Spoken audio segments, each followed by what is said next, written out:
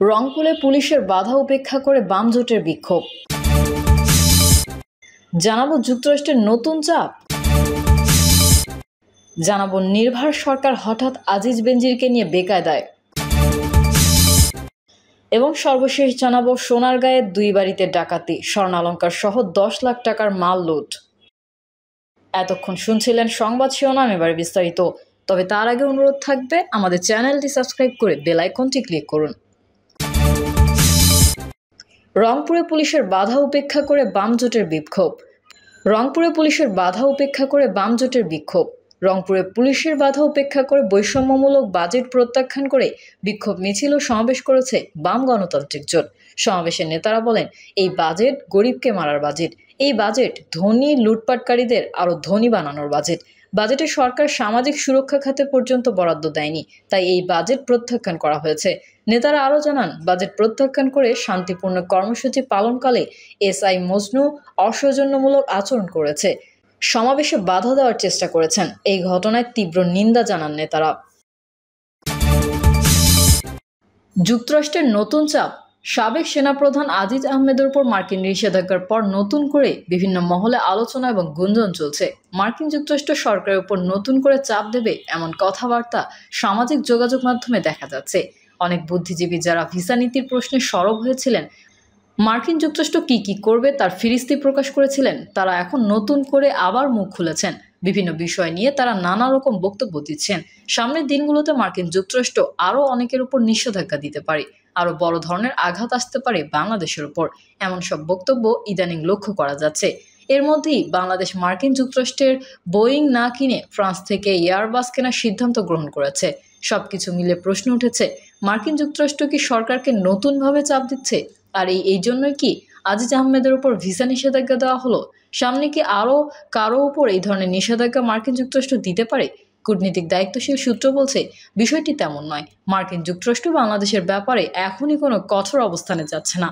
কোনো নিষেধাজ্ঞা আরোপের বিষয়টিও সম্পূর্ণ ভিত্তিহীন এবং অনুমান নির্ভর। কারণ মার্কিন যুক্তরাষ্ট্র আগামী নভেম্বর পর্যন্ত তাদের অভ্যন্তরীণ রাজনৈতিক বিষয় নিয়ে সবচেয়ে বেশি ব্যস্ত থাকবে।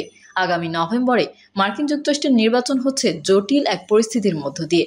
জো বাইডেন নির্বাচনে জয়ী হতে পারবেন কিনা, ডোনাল্ড ট্রাম্প শেষ পর্যন্ত নির্বাচনের প্রার্থী হতে পারবেন কিনা ইত্যাদি নানা বিষয় নিয়ে যুক্তরাষ্ট্রে এখন উত্তেজনা বিরাজ করছে।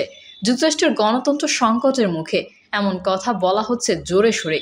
বিশেষ করে ডোনাল্ড ট্রাম্প দাবি করেছেন যে নির্বাচন থেকে তাকে সরিয়ে নেওয়ার জন্য ডেমোক্রেটরা সব ধরনের চেষ্টা চালাচ্ছে। এই সব কিছু নিয়ে মার্কিন যুক্তরাষ্ট্র এখন অভ্যন্তরীণ অবস্থা অত্যন্ত নাজুক। তাই বাংলাদেশের বিষয়টি নিয়ে গুরুত্বপূর্ণভাবে ভাবার সময় আপাতত মার্কিন যুক্তরাষ্ট্রে নেই। তাছাড়া আন্তর্জাতিক পরিমণ্ডলেও মার্কিন যুক্তরাষ্ট্র নানামুখী চাপে রয়েছে। রাশিয়া ইউক্রেন যুদ্ধ, মধ্যপ্রাচ্য ইস্যু এবং ইসরায়েলের বাড়াবাড়ি সবকিছু মিলে মার্কিন যুক্তরাষ্ট্রের পররাষ্ট্রনীতির মূল মনোযোগ এখন মধ্যপ্রাচ্যের দিকে। বিশেষ করে ইউরোপের দেশগুলো নতুন করে ফিলিস্তিন রাষ্ট্রকে স্বীকৃতি দেওয়ার ফলে মার্কিন অনুগ্রহপুষ্ট ইসরায়েল বড় ধরনের চাপে পড়েছে এবং মার্কিন যুক্তরাষ্ট্রের নিয়ন্ত্রণও ইসরায়েলের উপর আলগা হয়ে পড়েছে। এই সব কিছু নিয়ে আন্তর্জাতিক পরিমণ্ডলে যুক্তরাষ্ট্র একটি বৈরী পরিস্থিতি মোকাবেলা করছে। তাছাড়া এই অঞ্চলেও মার্কিন যুক্তরাষ্ট্রের অবস্থান আগের চেয়ে নড়বড় হয়ে গেছে। বিশেষ করে মালদ্বীপ, শ্রীলঙ্কা, নেপাল পুরোপুরিভাবে চীনের করতলগত হয়ে গেছে। মধ্যপ্রাচ্যে যেমন মার্কিন আধিপত্য নিঃশেষিত প্রায়, ঠিক তেমনি এই অঞ্চলেও একমাত্র বাংলাদেশ এবং ভারত ছাড়া তাদের কোনো বিশ্বস্ত মিত্র নেই। সবকিছু মিলিয়ে মার্কিন যুক্তরাষ্ট্র এখন বাংলাদেশের সাথে বড় ধরনের কোনো জটিলতায় যাবে না বলেই রাজনৈতিক বিশ্লেষকরা মনে করছেন। সংশ্লিষ্ট সূত্রগুলো বলছে, মার্কিন যুক্তরাষ্ট্রের সঙ্গে বাংলাদেশের কয়েকটি বিষয়ে সামনে এসেছে। তার মধ্যে সবচেয়ে গুরুত্বপূর্ণ হচ্ছে, মার্কিন কোম্পানিগুলো যারা বাংলাদেশে বিনিয়োগ করেছে তারা তাদের মুনাফার টাকা নিয়ে যেতে পারছে না। অর্থনৈতিক সংকটের কারণে তারা তাদের লভ্যাংশের টাকা যুক্তরাষ্ট্রে নেয়ার ব্যাপারে সাময়িক একটা জটিলতা তৈরি হয়েছে। তবে সরকারের দায়িত্বশীল সূত্রগুলো বলছে, এই জটিলতা কাটানোর জন্য সরকার চেষ্টা করছে।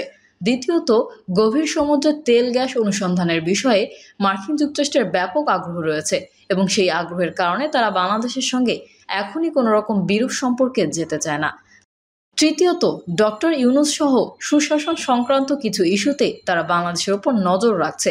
কৌশলগত কারণে যুক্তরাষ্ট্রের কাছে বাংলাদেশ অত্যন্ত গুরুত্বপূর্ণ। তাই মার্কিন যুক্তরাষ্ট্রের সঙ্গে বাংলাদেশের সম্পর্ক এখনই নেতিবাচক দিকে যাবে না বলেই মনে করছেন কূটনৈতিক বিশ্লেষকরা। নির্ভর সরকার হঠাৎ আজিজ বেনজিরকে নিয়ে বেকায়দায়। দ্বাদশ জাতীয় সংসদ নির্বাচন হওয়ার পর থেকে দেশের ভেতরে বিরোধী শিবির থেকে রাজনৈতিক কোনো চাপ দেখছে না আওয়ামী লীগ। দলটির টানা চতুর্থ দফায় সরকার অনেকটা স্বস্তিতে ছিল, কিন্তু হঠাৎ করে রাজনীতির বাইরে আজিজ আহমেদ ও বেনজির আহমেদের বিরুদ্ধে দুর্নীতির অভিযোগ ক্ষমতাসীনদের সেই স্বস্তি কিছুটা উদ্বেগের রূপ নিয়েছে। কারণ তারা দুজনেই সরকারের বিশেষ ঘনিষ্ঠ হিসেবে পরিচিত ছিলেন। দুটি বাহিনীর শীর্ষ পদে থাকার সময় তাদের দুজনের বিরুদ্ধেই ক্ষমতা ব্যবহার করে দুর্নীতি করার অভিযোগ উঠেছিল। সাবেক সেনাপ্রধান আজিজ আহমেদের বিরুদ্ধে অভিযোগ হচ্ছে তিনি তার ভাইয়ের ভুয়া জাতীয় পরিচয়পত্র আর পাসপোর্ট তৈরিতে প্রভাব খাটিয়েছেন। আর সাবেক পুলিশ প্রধান বেনজির আহমেদের আয় বহির্ভূত বিপুল সম্পদের খোঁজ পাওয়া যাচ্ছে। আওয়ামী লীগ নেতাদের কেউ কেউ মনে করেন আজিজ বেনজিরের ঘটনা সরকারের ভাবমূর্তিতে আঘাত করেছে, যা সরকারকে অনেকটা বেকায়দায় ফেলেছে। আন্তর্জাতিক সম্পর্কের ক্ষেত্রেও এর প্রভাব পড়েছে। বিশেষ করে নির্বাচন হয়ে যাওয়ার 4.5 মাস পর সাবেক সেনাপ্রধান আজিজ আহমেদের উপর যুক্তরাষ্ট্র যে নিষেধাজ্ঞা দিয়েছে, এই ঘটনায় সরকারের প্রতি যুক্তরাষ্ট্রের মনোভাব নিয়ে ক্ষমতাসীনদের অনেকের মধ্যেই নতুন করে সন্দেহ ও অস্বস্তি তৈরি হয়েছে। সাবেক এই সেনাপ্রধানের ওপর হঠাৎ করে নিষেধাজ্ঞা আরোপ এবং পরপরই পুলিশের সাবেক প্রধানের ওপর থেকে সরকারের সমর্থন তুলে নেওয়ার ঘটনা ঘটেছে। অথচ র্যাব ও বাহিনীটির 7 জন কর্মকর্তার ওপর যুক্তরাষ্ট্র এখন 2021 সালে নিষেধাজ্ঞা দিয়েছিল। সে সময় আওয়ামী লীগ ও সরকারকে যতটা সোচ্চার দেখা গেছে, আজিজের ব্যাপারে সেটা দেখা যাচ্ছে না। অন্যদিকে বেনজিরের উপর সমর্থনের ছাতা কেন গুটিয়ে ফেলা হলো, সেটাও অনেক আওয়ামী লীগ নেতার পুরোপুরি বোধগম্য হচ্ছে না। সরকার যে দুর্নীতিকে গুরুত্ব দিচ্ছে, আমেরিকার কাছে তার প্রমাণ দেওয়ার একটা প্রয়াস হতে পারে বলে কেউ কেউ মনে করেন। আওয়ামী লীগের জেলা এবং কেন্দ্রীয় পর্যায়ের 11 জন নেতার সঙ্গে কথা বলার সময় তাদের মধ্যে এই মনোভাব লক্ষ্য করা গেছে। তারা বিশ্বাস করেন জেনারেল আজিজ আহমেদের উপর যুক্তরাষ্ট্রের নিষেধাজ্ঞার বিষয়টি রাজনৈতিক এবং তাদের সিংহভাগই ধারণা করছেন আন্তর্জাতিক সম্পর্কের ক্ষেত্রে শেখ হাসিনার সরকারের অবস্থান নিয়ে আমেরিকা এখনও অসন্তুষ্ট। এক্ষেত্রে চীনের সঙ্গে বাংলাদেশের ভালো সম্পর্কের বিষয়ও একটি কারণ হতে পারে। সন্দেহ কেন? যুক্তরাষ্ট্রের সঙ্গে আওয়ামী লীগ সরকারের একটা আনুষ্ঠানিক সম্পর্ক রয়েছে, তবে এই সম্পর্ক ঘনিষ্ঠ বন্ধুত্বের পর্যায়ে যায়নি, বরং বিভিন্ন সময় সম্পর্কের টানাপোড়েন বেড়েছে। মানবাধিকার লঙ্ঘনের অভিযোগে 2021 সালের 10 ডিসেম্বর র্যাপিড অ্যাকশন ব্যাটালিয়ন এবং বাহিনীটির তৎকালীন প্রধান বেনজির আহমেদ সহ সাবেক ও বর্তমান 7 জন কর্মকর্তার উপর নিষেধাজ্ঞা দেয়। সেই সরকার ও আওয়ামী লীগের বিভিন্ন পর্যায় থেকে ক্ষুব্ধ প্রতিক্রিয়া দেখানো হয়েছিল। এরপরও যুক্তরাষ্ট্র বিভিন্ন সময় মানবাধিকার ও সুশাসনের প্রশ্নে বাংলাদেশ সরকারের উপর চাপ দিয়েছে। সর্বশেষ গত 7 জানুয়ারি নির্বাচনকে কেন্দ্র করে যুক্তরাষ্ট্রের ভিসা নীতি বিধিনিষেধ সম্পর্কে তিক্ততা সৃষ্টি করেছিল। আওয়ামী লীগের নীতি নির্ধারণী পর্যায়ের একাধিক নেতা বলেছেন, বিএনপি সহ কিছু দল নির্বাচন বর্জন করে সরকারের বিরুদ্ধে আন্দোলনে নেমেছিল। যুক্তরাষ্ট্রের ভিসা নীতি সরকার বিরোধীদের সেই আন্দোলনের পক্ষে যায়, এমন মূল্যায়ন ছিল তাদের দল ও সরকারের ভেতরে। তবে নির্বাচনের পর গত কয়েক মাসে আওয়ামী লীগের ভেতরে এক ধরনের স্বস্তি জন্ম নিয়েছিল যে সরকারের সঙ্গে আমেরিকানদের একটি বোঝা পড়া হয়ে গেছে। নির্বাচন হওয়ার 4 মাস পর গত মে মাসের মাঝামাঝি সময়ে ঢাকায় সফরে এসেছিলেন যুক্তরাষ্ট্রের দক্ষিণ ও মধ্য এশিয়া বিষয়ক সহকারী পররাষ্ট্রমন্ত্রী ডোনাল্ড লু। তিনি সরকারের বিভিন্ন পর্যায়ে বৈঠকে এই বার্তা দেন যে বাংলাদেশের সঙ্গে সম্পর্ক এগিয়ে নিতে মনোযোগী যুক্তরাষ্ট্র অতীতের তিক্ততা সরিয়ে রেখে নতুন করে সম্পর্ক জোরদার করতে চায় দেশটি। কিন্তু ডোনাল্ড লু ফিরে যাওয়ার কয়েকদিন পরই সাবেক সেনাপ্রধান আজিজ আহমেদের ওপর যুক্তরাষ্ট্রের নিষেধাজ্ঞা এসেছে। আওয়ামী লীগের নেতারা বলেছেন, যুক্তরাষ্ট্রের এমন ভূমিকায় তারা অবাক হয়েছেন। তাদের দল ও সরকারের অনেকের মধ্যেই যুক্তরাষ্ট্রের অবস্থান নিয়ে সন্দেহ তৈরি হয়েছে।